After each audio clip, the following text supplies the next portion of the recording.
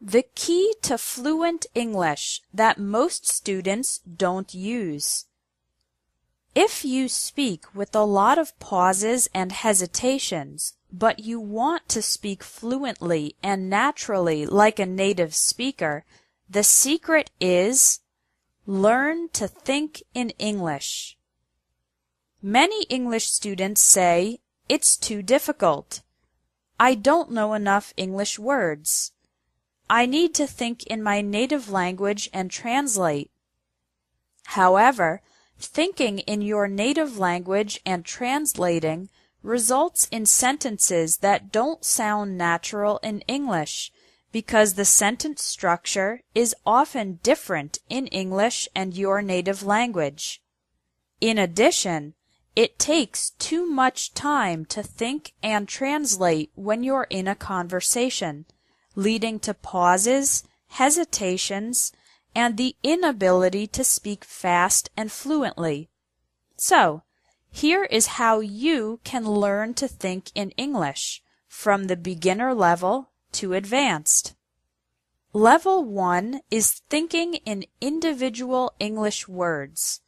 For example, when you wake up in the morning, think of words like bed, toothbrush, bathroom, eat, banana, coffee, clothes, and shoes.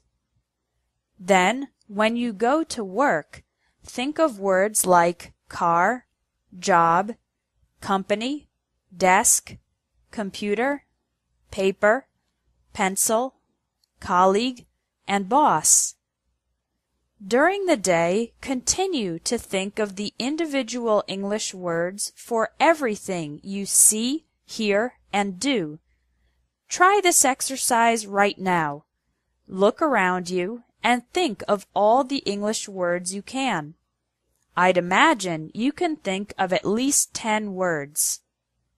Level 2 is thinking in complete English sentences. On this level, you think in complete phrases and sentences during the day. When you're eating lunch, think, "I'm eating a sandwich. My friend is drinking soda. This restaurant is very good." When you're watching TV, think, "That actress is beautiful. The journalist has black hair.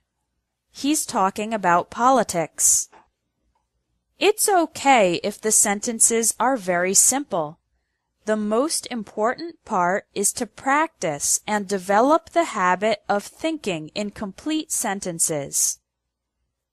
Level 3 is functional English. On this level, you imagine having to use English for everything that you need to do. After every time you speak in your native language, think of how you would say that in English. For example, how would you buy a train ticket or order a drink in an English-speaking country? "A round-trip ticket to Central Station, please.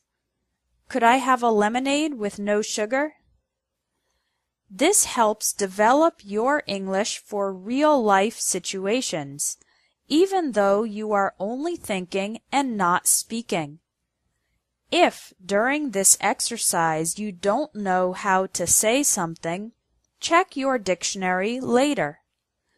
If you do this kind of mental practice regularly, you will develop the ability to use English in any everyday situation. Level 4 is narrative English, telling a story or speaking for a long time in English.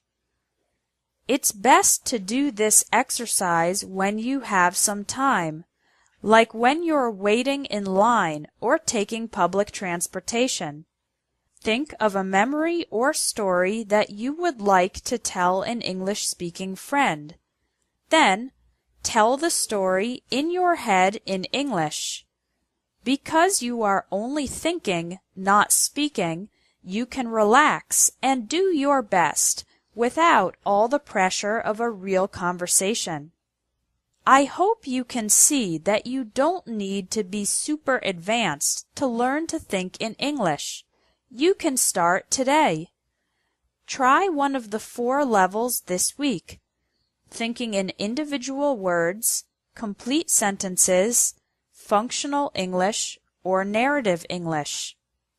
Thinking in English is the biggest tip for increasing your fluency because it makes you more confident and helps you speak more easily without hesitation.